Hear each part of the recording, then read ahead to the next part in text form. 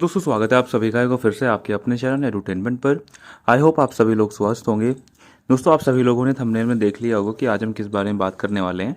तो देखो आप लोगों का जो मिनिमम जो थ्रेशोल्ड जो लिमिट आई थी ना, वो एक और एग्ज़ाम में आई थी। अब उसमें किस प्रकार से चीज़ें चली हैं उस चीज़ों के रेफरेंस से हम लोग इस CRRI में क्या चीज़ें चल सकती हैं उनका थोड़ा सा एक अंदाज़ा लगाने की कोशिश करेंगे। तो ये जो आप लोगों को जो एग्ज़ाम कंडक्ट कराया गया था ये था आप लोगों को CSIR IITR में आप लोगों का JSC की पोस्ट के लिए एग्ज़ाम कंडक्ट हुआ था, जिसकी टाइपिंग जो शेड्यूल है वो 19 मई को है। ठीक है। और ये जो एग्ज़ाम है आप लोगों का ऑफलाइन मोड में कराया गया था। अब यहाँ पर आप लोग एक नोटिस पढ़ेंगे तो यहाँ पर आप लोगों को दिख रहा होगा 10 मई 2025 का ये आप लोगों के लिए नोटिस है। CSIR Indian institute of toxicology and research.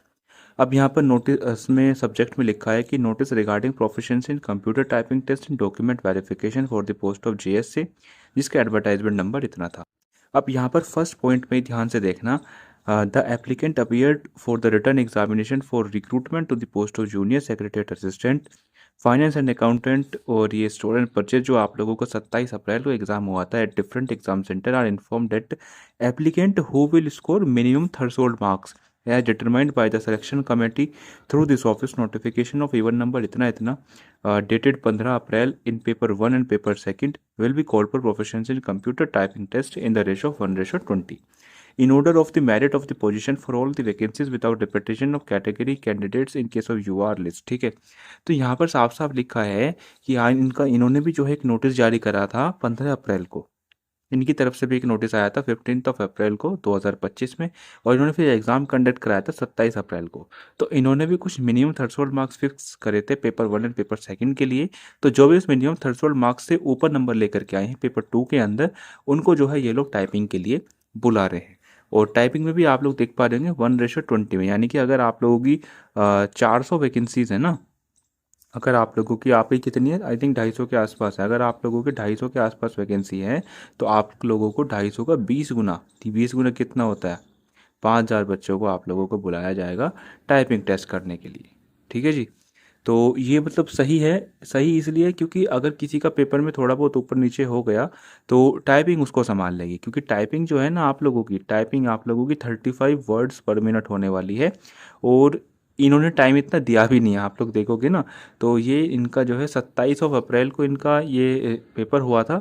और इनका जो रिज़ल्ट जो जारी कर दिया गया था 27 अप्रैल से 13 अप्रैल या 12 अप्रैल है ना, इन दो डेट्स में से एक था। तो 13 और 12 को इन्होंने रिजल्ट जो है अपना जारी कर दिया था। तो 4 दिन तो हुए और 13 दिन ये, तो मतलब 15 दिन में ये जो है चीज़ें प्रोसेस इन्होंने कंप्लीट करा दी। अब एक हफ्ते के अंदर इनकी टाइपिंग कंप्लीट हो जाएगी। तो एक हफ्ते बाद, एक हफ्ते का टाइम मिला है बच्चे को कि वो पेपर देगा या नहीं देगा। वो भी इसी कन्फ्यूज़न में होगा कि उसे टाइपिंग देने का मौका मिलेगा या नहीं मिलेगा।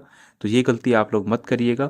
आपके में भी बहुत हाईली चांस है कि अगर आप लोग इस मिनिमम थ्रेशोल्ड से ऊपर नंबर लेकर के आएंगे पेपर 2 के अंदर, आई थिंक 35% आप लोगों का UR के लिए है, 105 नंबर।